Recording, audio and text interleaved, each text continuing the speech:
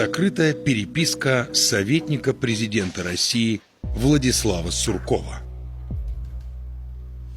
Эти документы хранились на его электронной почте. Конфиденциальные письма, социологические исследования, аналитические отчеты.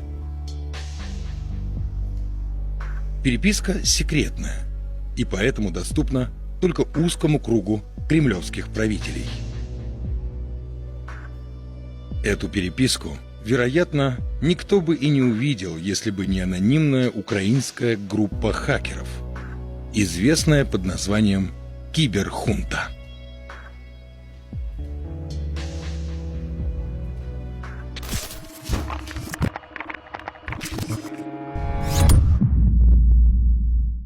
Обережно, двері зачиняються. Слава Украине! И мы снова в Альянс украинских киберактивистов был образован в 2016 году. Их цель – борьба с российской агрессией. Поле боя – интернет-пространство. В первый же год после основания Киберхунта провела около 100 успешных операций. Взломаны страницы Министерства обороны России, Российского государственного телевидения, а также сайт фактического руководителя аннексированного Крыма Сергея Аксенова.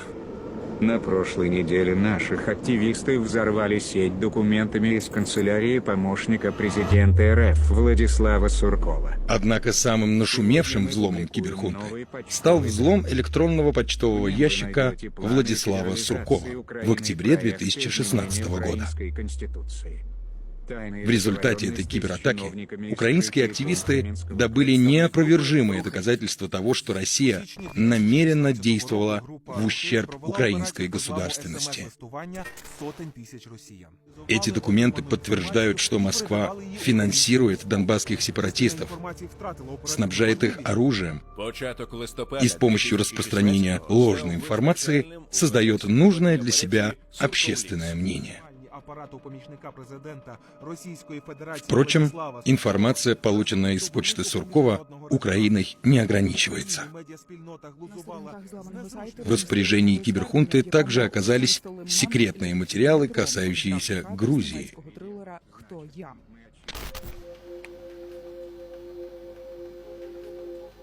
Более 2000 документов, четко отражающих, как Кремль работает и к каким методам прибегает для достижения своих целей. Документы рассказывают об оккупированных Россией грузинских территориях, Абхазии и Цхинвальском регионе. В отличие от публичной переписки, где политики, как правило, используют осторожную, взвешенную, даже сухую лексику, переписка Суркова весьма откровенна и неприкрыта. Здесь прямо пишут то, о чем думают, и открыто обсуждают именно те цели, которых хотят достичь в действительности. Грузинская часть материалов Суркова в большей степени касается абхазской темы. И хоть эти документы относятся к 2014-му, политика России в Абхазии и по сей день особых изменений не претерпела. Она основана на интригах, распространении слухов, шантаже и взяточничестве. Неизменен и архитектор этой политики Владислав Сурков. Серый кардинал Кремля, так Суркова называют в России, формально даже не является членом правящей партии «Единая Россия». Но именно он считается одним из самых влиятельных людей в российских верхах. С Сурковым согласовываются все важные партийные решения, все кадровые вопросы. С его неустанной помощью Кремль борется против свободы слова в России, против политической оппозиции и неправительственных организаций. Сурков – мастер пиара и информационной войны, то есть главного направления для истинно постсоветской страны. В частности, это касается Донбасса, Абхазии и Цхинвальского региона. То есть тех пространств, где Кремль применил военную силу, а теперь пытается сеять русский мир. Сурков напрямую спланировал все информационные кампании в сепаратистских анклавах Грузии и Украины. Но прежде чем подробно уходить в материалы Суркова, следует вспомнить недавнее прошлое и вкратце описать ситуацию в Абхазии 2014 года. Весной в Абхазии разразился политический кризис. Координационный совет оппозиционных партий во главе с Раулем Хаджимбой потребовал отставки де-факто президента Александра Анкваба. Оппозиция обвинила Анкваба в узурпации власти и выдаче абхазских паспортов грузинскому населению Гальского района. Вскоре требования оппозиции приобрели более радикальные черты и стали включать в себя отставку Анкваба. Назначить досрочные выборы президента Республики Абхазия на 24 августа 2014 года. 27 мая Координационный совет абхазской оппозиции вывел своих сторонников на улицы, и вскоре они заняли резиденцию де-факто президента. Анкваб был вынужден скрыться на российской военной базе в Гудауте, а 1 июня подал в отставку, покинул Абхазию и отправился в Москву. Простейший анализ событий 2014 года в Абхазии указывает, что именно Кремль спровоцировал беспорядки в сепаратистском регионе. Единственной целью этих беспорядков было заключение договора о союзничестве и интеграции с Россией. А теперь о том, какие конкретно документы из хранившихся в электронной переписке серого кардинала Кремля касались Абхазии. О ней почта Суркова хранит немало информации.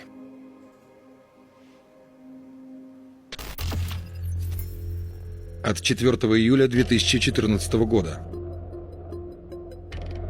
Автор письма – начальник аппарата Суркова, заместитель руководителя по сотрудничеству с Абхазией, Южной Осетией и странами СНГ Михаил Мамонов.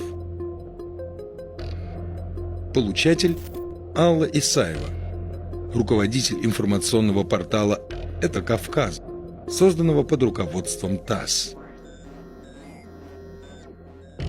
Тема письма звучит странно. Мысль о формулировке причины провала краба. Краб – один из методов пиар-технологов, направлен на превращение общества в беспомощную толпу. История этого термина восходит к наблюдениям за поведением этих членистоногих. Если в ведре находится один краб, то он может легко вылезти оттуда. Однако если в ту же емкость поместить множество крабов, они непременно станут мешать друг другу. В результате ни один из них не сможет покинуть ведро. Другими словами, этот метод ослабляет инициативу и делает общество однообразным. Похоже, Российская Федерация пыталась применить его в Абхазии. В тексте Михаил Мамонов поручает Алле Исаевой опубликовать ряд писем против Александра Анкваба в авторитетной газете. Однако наиболее занимателен посыл этого сообщения. Большая часть общества разочаровалась в нем. Причем произошло это не в мае. Примеры. Выступление в сентябре 2013 года. Потом оппозицию просили не предпринимать никаких действий перед Олимпиадой. Насколько в службу пришли люди, которые отвечают требованиям. Дни Анкваба, по-видимому, были сочтены. И Кремль попросту ждал окончания Олимпиады.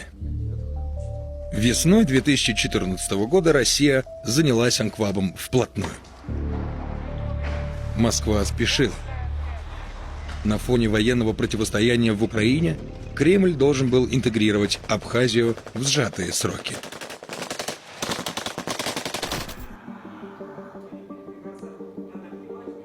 Текстовой документ без указания даты предположительно составлен в мае 2014 года. Письмо предназначено самому Владиславу Юрьевичу. советнику Путина. Автор – тот же Михаил Мамонов, сотрудник аппарата Суркова.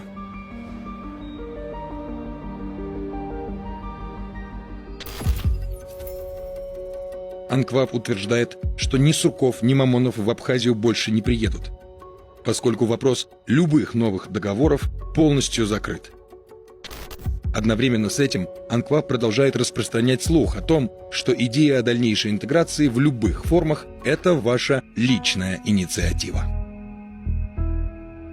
Представьте себе регион, независимость которого никто не признает, где дислоцирована армия другого государства, то есть чужие солдаты, охраняющие так называемые границы, а правительство назначается по воле другой страны. Какова вероятность, что глава такого региона станет выражать недовольство и проявлять неподчинение? Любой абхазский лидер подписал бы соглашение с Россией. Рано или поздно Анкваб сделал бы то же самое. Такое упрямство не обязательно означает антироссийскую позицию. Будь оно иначе, Анкваба не подпустили бы к военной базе и тем более не позволили бы сбежать в Москву. Случай с Анквабом отображал общее состояние абхазского социума. Абхазы стремились под крыло Москвы, но в то же время боялись, что чрезмерное сближение с Кремлем поставит под угрозу их независимость.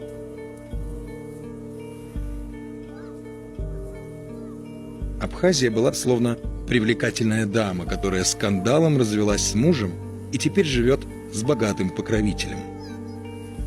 Она хорошо понимает, что живет за чужой счет, но стоит любовнику намекнуть ей на иждивенческий статус, она немедленно залепит хаму пощечину и встанет в обиженную позу. Если сказать без аллегорий, Абхазия получала российскую помощь как должное и при этом требовала уважения со стороны Москвы. Но весной 2014-го у Москвы не было времени возиться с Анквабом. Россия собиралась подписать соглашение об интеграции как можно скорее. Соответствующий план под условным именем «Алгоритм» был разработан в аппарате Суркова. Документ от 14 марта. По нему видно, как Москва планировала интеграцию Абхазии в российское пространство. Выдержка. Конец мая. Выступление фронтмена, прямо ставящего вопрос об ассоциации. На эту роль предлагаем Тараса Шамбу, авторитетного общественного деятеля. Разворачивается активное обсуждение этой идеи в России. Часть экспертов играет роль жупела, предлагая заранее непроходную идею слияния и поглощения. Противовесом им и нашим основным рупором становятся сторонники умеренного курса на ассоциацию. Параллельно данный вопрос отрабатывается нашими союзниками в Абхазии. Например, Озган, Джергения, Таня и другие. Начало июня. В Москву в рамках работы межпарламентской группы приезжает делегация проверенных депутатов для обсуждения договора об ассоциации. Парламент Абхазии обращается к президенту России и президенту Абхазии с призывом заключить договор об ассоциации. Как целевой ориентир можем избрать дату 18 сентября, дату заключения договора о дружбе и сотрудничестве. Так легко будущее абхазов решалось в кабинете Суркова. С помощью наемных экспертов промывались мозги абхазского населения. Насаждалось мнение, что Россия бескорыстно помогает абхазам.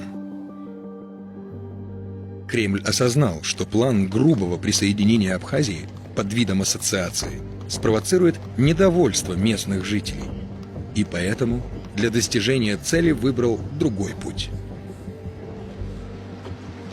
Был разработан новый проект под названием «Договор об альянсе и стратегическом партнерстве», который признавал независимость Абхазии. Чтобы избежать неожиданностей, Россия запланировала кампанию в поддержку предпочтительного для себя кандидата Рауля Хаджимбы. Через материалы Суркова можно заглянуть во всю внутреннюю кухню этой кампании. Чтобы проиллюстрировать масштаб операции, достаточно ознакомиться с несколькими документами.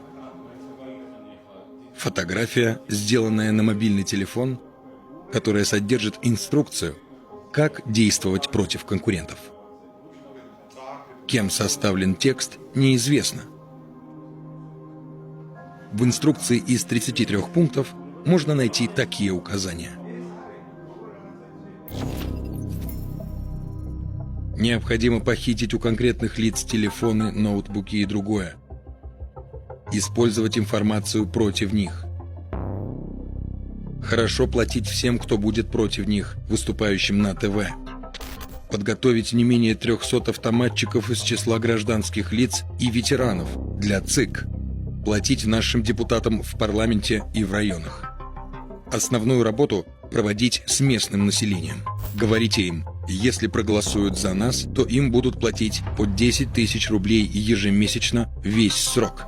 Платите им хорошо. Обещайте им места в правительстве и парламенте. Непрерывный шантаж, подкуп и запугивание. Во всем этом разбавлялись заказные телесюжеты, целенаправленный интернет-троллинг, пропагандистские публикации в газетах. Инструкция Кремля относительно черного пиара Анкваба.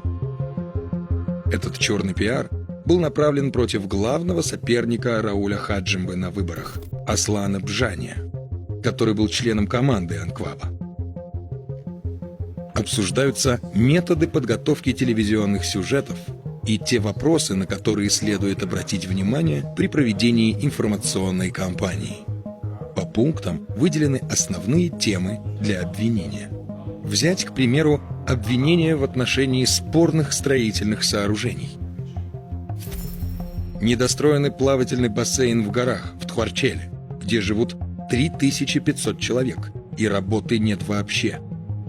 Бедствующий мертвый город.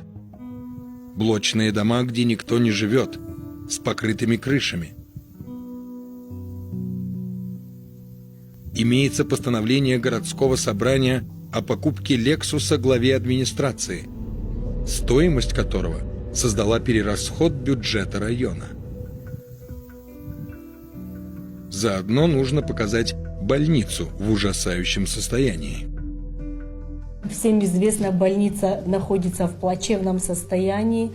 Могу привести один случай, когда, поступила больная с почечной коликой и, увидев палату, просто отказалась от статс-лечения. Внутривенно делала процедуры и неожиданно свалилась в потолок. Я свою пациенту не видела. В таком состоянии мы были. И после этого попросили, чтобы мы оставили это здание и перешли сюда. Ясно, что Москва так старалась ради Рауля Хаджимбы не за красивые глаза. Главная задача Кремля состояла в продвижении в Абхазии той кандидатуры, кто после выборов без колебаний подпишет договор об альянсе. На роль исполнителя такой миссии Хаджимба был чуть ли не идеальным претендентом. Старый кадр КГБ и политик, жаждущий власти. Вот идеальное сочетание, заслуживающее полное одобрение Кремля. Но задачей Москвы было не просто назначить Хаджимбу президентом. Россия должна была убедить абхазских политиков и население в том, что подписание союзного договора жизненно необходимо для Абхазии, и что без России абхазы просто пропадут. Для этого Кремль задействовал все свои ресурсы. Ключевые фигуры в Абхазии были разделены по категориям степени лояльности к России. Начался поиск их слабых мест. Например, о Тарасе Шамбе написано, что побудительным мотивом сотрудничества с Россией может стать желание остаться в истории. Артура Миквабия, который был членом Комитета по экономической политике, убедить в необходимости сотрудничества с Россией было легко. Его сын работал в правительстве Москвы. Министру обороны Мерабу Кешмария должны были пообещать звание Героя России. А лояльность начальника администрации президента Астамура Тания покупали взяткой. Деньги также гарантировали благосклонность депутата Беслана Бутпы, политика Леонида Дзябшбы и председателя организации ветеранов Виталия Габния.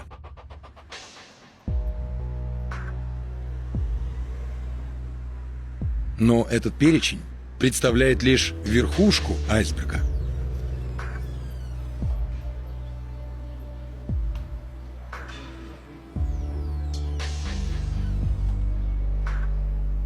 В почте Суркова обнаружен документ, из которого следует, что Россией была подкуплена большая часть депутатов парламента Абхазии, большинство оппозиционных партий, армянская диаспора, руководители неправительственных организаций, журналисты. Словом, все те, кто проявлял какую-либо публичную активность. Переписка за ноябрь 2014 года представляет собой смету расходов подкупа абхазов. Документ имеет соответствующее название – «Обеспечение лояльности и управляемости политических партий, общественных движений и парламента». Учрежден специальный фонд для подкупа депутатов. Содержание народных избранников Абхазии обходилось России в 960 тысяч. Оппозиция стоила гораздо дешевле – 300 тысяч. Армянская диаспора еще меньше – 120. Во сколько же обходился контроль над неправительственными организациями? На долю масс-медиа выделено 300 тысяч. Большая часть этих средств уходила на заказные статьи, телевизионные сюжеты и создание интернет-сайтов. В конце документа выведена общая сумма всех расходов. Как выясняется, подкуп Абхазии обходился в 1 миллион 806 тысяч в год. В смете расходов валюта не указана, но, по всей видимости, речь идет о рублях, хотя, возможно, расплачивались и более твердой валютой. Параллельно происходило усиление образа врага в лице Грузии. Кремль уверял, что в условиях стремления Грузии в НАТО, а членство Грузии в Североатлантическом альянсе лишь вопрос времени, Россия была обязана защищать безопасность абхазов и размещать в регионе воинский контингент. В документах Суркова не скрывается, что основным направлением договора о взаимопомощи является размещение в Абхазии военных формирований на долгосрочной основе. Населению обещали, что после подписания договора пенсионеры будут получать российскую пенсию, а в госучреждениях зарплаты вырастут вдвое, что начнется стремительный рост в туристическом секторе, откроются заводы, улучшится медицинское обслуживание. Правительство Абхазии получит кредиты по низкой процентной ставке для развития республики. Будет осуществлена модернизация абхазской армии и пограничных частей с передачей им новейших видов вооружений и военной техники. Россия возьмет на себя все расходы по обустройству границы с Грузией и максимально упростит пограничные процедуры на реке Псоу. Они обещали все. И, казалось, Кремль делал это бескорыстно, только из любви к абхазам. Чего же в действительности хотела Россия? Четкий ответ на этот вопрос содержится в почтовой переписке Владислава Суркова. 18 июня 2014 года. Видно, что это рабочая версия документа, и в переписку вносятся дополнения и исправления. Перечислены тезисы, почему Россия – лучший друг Абхазии. В конце письма заключение Мамонова.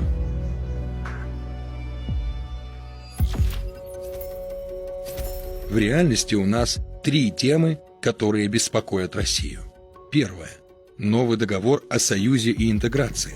Вторая – открытие грузино-абхазского участка железной дороги для обеспечения транскавказского транспортного коридора вдвойне актуально после вступления Армении в таможенный союз. Третье – принятие закона, который позволит россиянам покупать в собственность жилье на территории суверенной и гордой Абхазии.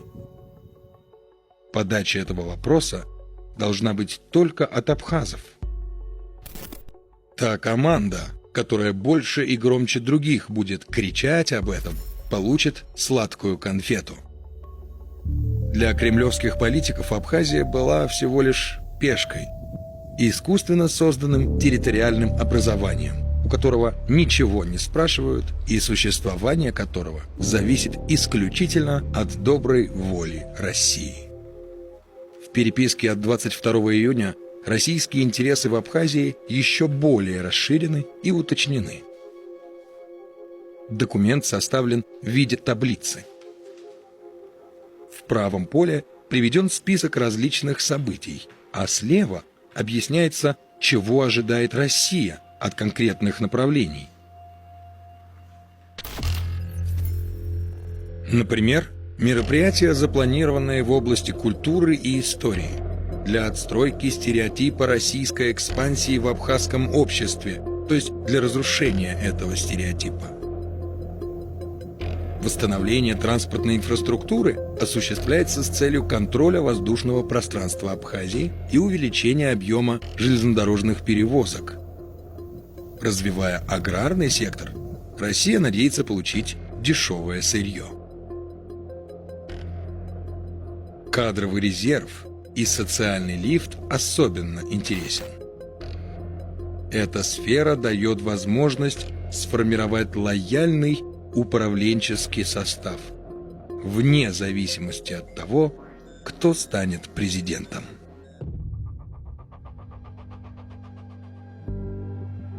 24 августа 2014 года на внеочередных президентских выборах победил Рауль Хаджимба. От России. Через 3 дня после выборов Хаджимба уже встретился с Путиным в Москве, пообещав президенту России как можно скорее подписать союзный договор. Президент Российской Федерации Владимир Владимирович Путин и президент Республики Абхазия Рауль Джункович Хаджимба подписывают договор между Российской Федерацией... 24 ноября того же года Россия достигла своей цели. В Сочи Российская Федерация и сепаратистская Абхазия подписали соглашение о союзе и стратегическом партнерстве, направленное на выработку общей внешней политики, создание общего пространства обороны и безопасности, а также формирование общей экономической и социальной среды.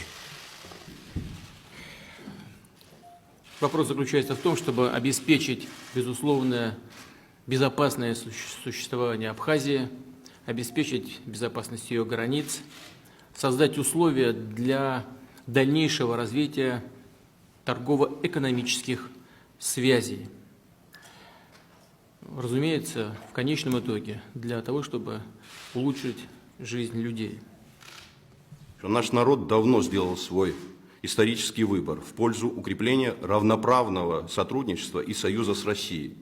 Это соответствует нашим долгосрочным стратегическим интересам и закладывает надежную основу для дальнейшего укрепления суверенитета и безопасности Республики Абхазия. Абхазия оказалась на полной дотации у России.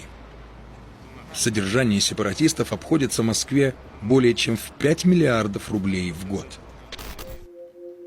Но в регионе нет даже следов этих миллиардов. Из-за тотальной коррупции, высокого криминогенного фона, словом, абсолютного беспредела, российские деньги в Абхазии тратятся впустую.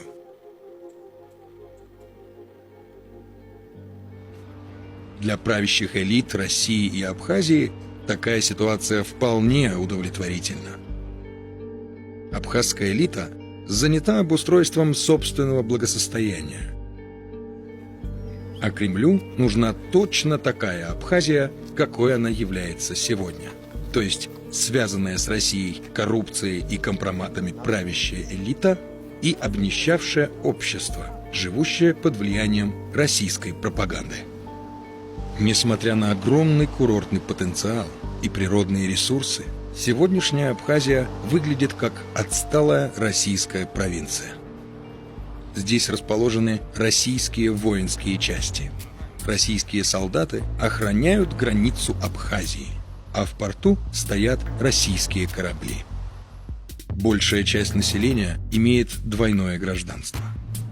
Здесь действует российская страховая система, российские операторы мобильной связи. Русский является официальным государственным языком, а рубль – единственное платежное средство.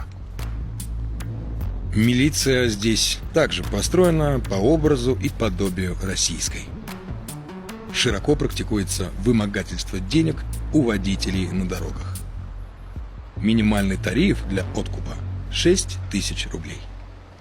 Встаньте, встаньте, встаньте. Пусть на вас страна посмотрит. Это что за самочинство? Это что за люди, которые принимают сами по себе решения? Брать им взятки или не брать на дорогах? Позор!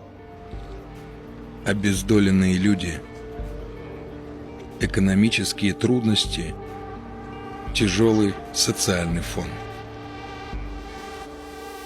Пусть ремонт им нормально сделают, пусть им дадут оборудование, и все больше и больше у нас здоровых людей будет.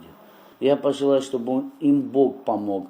А может, потом президент и правительство поймут, что им помочь надо. Есть в абхазской столице место, которое сухумчане просят не фотографировать. Сегодняшняя Абхазия – это регион, который, по сути, застрял в советском прошлом. Немного истории. Это место будто было заморожено где-то в конце 1980-х годов.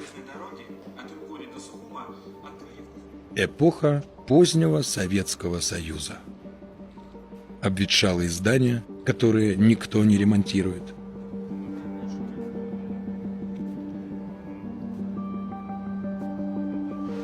Остановленные предприятия, заброшенные железнодорожные станции.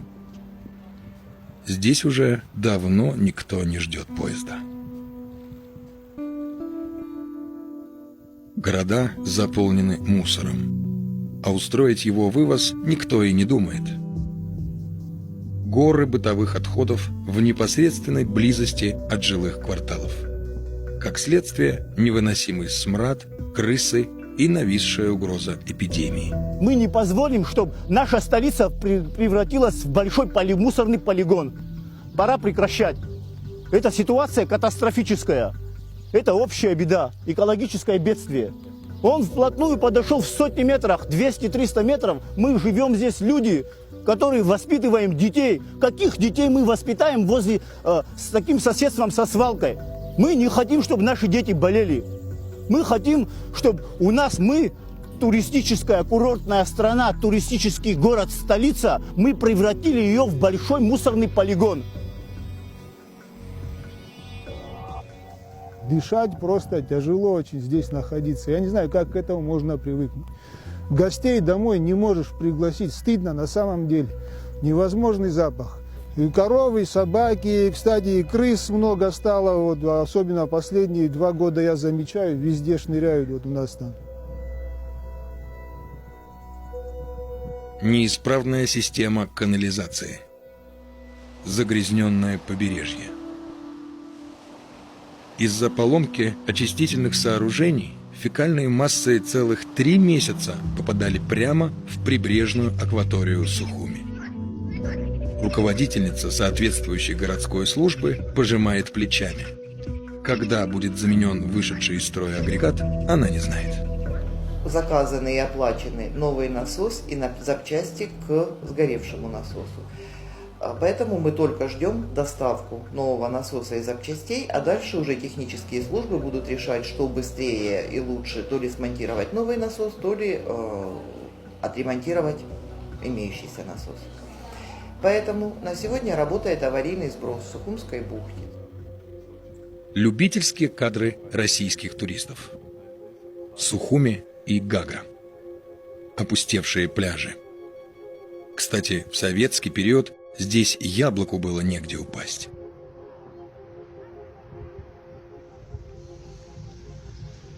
Абхазия, Гагра. Мы попали в прошлое. Здесь полнейшая разруха. Вот это типа парковая зона. Ну да, растут красивые деревья. Птички летают. Но здесь никто ничего не убирает. Все здесь запущено, конечно. Дороги все разбиты. Кругом лужи. Тротуары есть, но они тоже все разбиты. Тротуары построены по ходу еще с советских времен. Не ремонтировались больше. Вот так здесь. Абхазия и Гагра.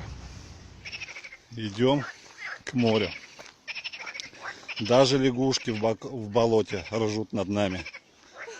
То, что мы приехали в эту деревню. Сейчас 99% всех туристов из соседней России, а их отзывы преимущественно далеко не восторженные. Я от Гагер больше ожидал.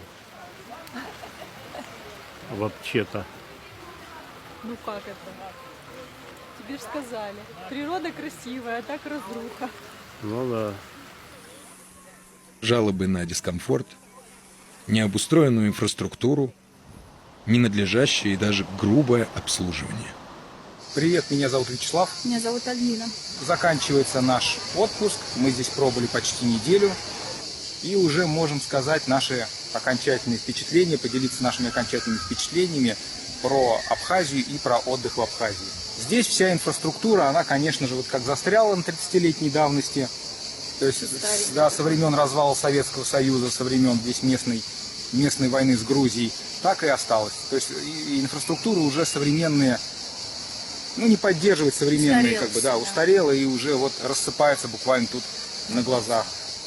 И, ну и, соответственно, здесь и сервис такой вот, ну и вообще условия здесь именно такие 30-летней давности. Я давно уже так не жил, я здесь почувствовал себя как в пионерском лагере, да, а это было в последний раз, как раз 30 лет назад.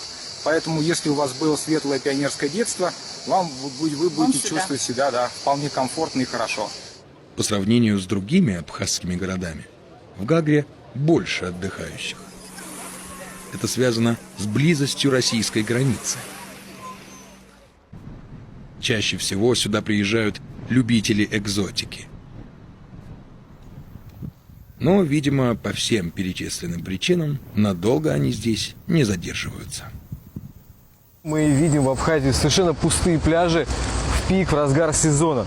Всем привет, с вами Даниил Богачков из города Гагра. Посмотрите вокруг, посмотрите, вот сколько вы видите людей.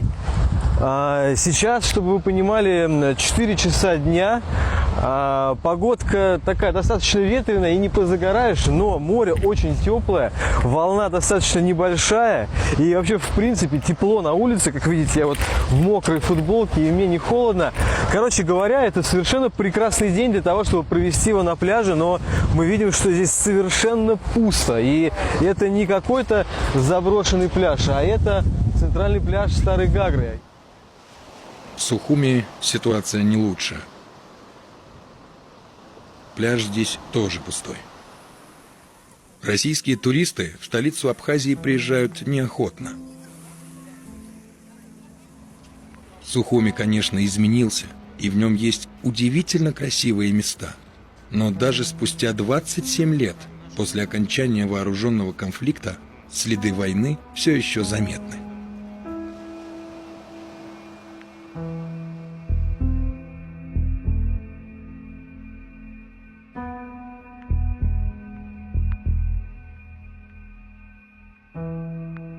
В городе много домов, следы от пуль на которых можно увидеть и сегодня. Здание Верховного Совета Абхазии до сих пор стоит сожженным и опустошенным.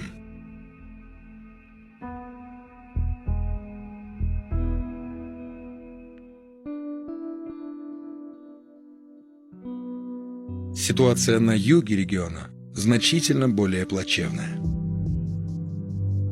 Совершенно мертвые города, полупустые поселения. Мы решили погулять по городу. Помните, мы сейчас в Батимчили, в Абхазии. И смотря по сторонам, мне приходит на ум только одна фраза. Припять? Не слышал. Потому что здесь не то, что целый город заброшен, здесь полстраны заброшен. Знаменитое колесо обозрения Очамчира стоит заржавленное и бездействует вот уже более 20 лет. Жители города уехали в Россию в надежде найти там работу. Рабочих мест очень мало. Вы сами знаете, ничего не работает, никакая сфера жизни не работает. На кадрах, снятых из автомобиля, видны до основания разрушенные дома.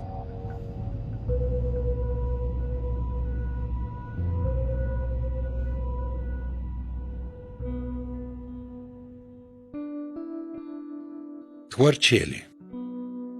Бесхозное, забытое всеми место. Город был основан в 1942 году для добычи угля.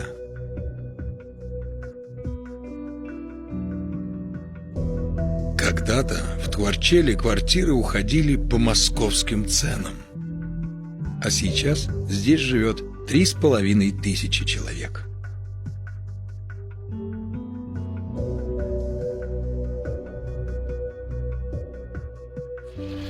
А вы здесь служили? Да, я в шахте работал. Да. А сейчас где? Здесь, в этом доме живу. Здесь живете, да? Да. А здесь много людей живет вообще? Никто не живет, я один там. Опустошенное пространство, угнетающая атмосфера. Дома-призраки. На крышах и в окнах уже растут деревья. Основным доходом населения является продажа вторичных строительных материалов. В Тхварчели жить очень тяжело. Вот, некуда идти, а то отсюда надо ноги дать. Пособие 500 рублей, а рублей вовремя не получаем. Бывшая школа. Лестница здесь покрыта мхом. Внутри нет ничего, кроме бытового и строительного мусора. Грузинская книга в заброшенном, полуразрушенном доме. На синей обложке надпись с позолотой: «Основы политического знания».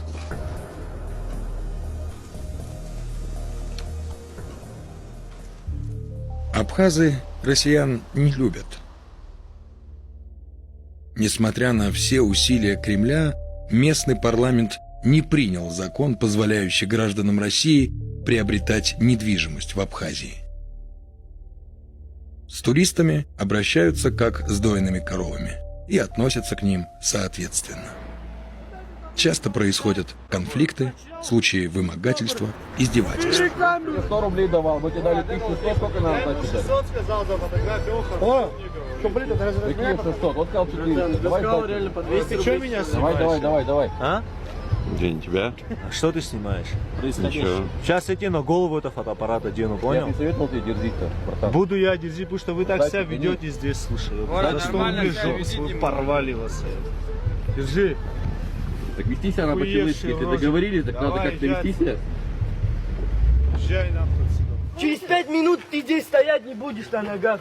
На ногах? Да. Если ты меня ударишь, ты сумеешь это сделать?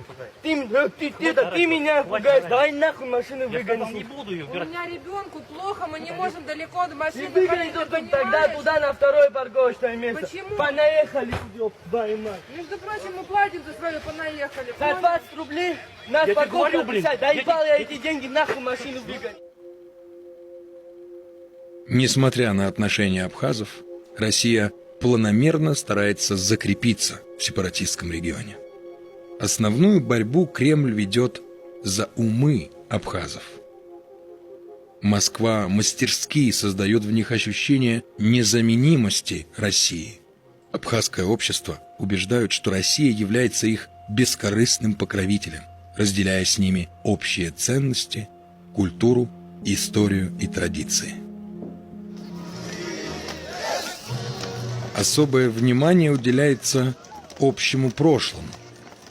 9 мая – праздник, когда абхазы и россияне должны чувствовать себя едиными. Сердечно поздравляю вас с 74-й годовщиной Великой Победы.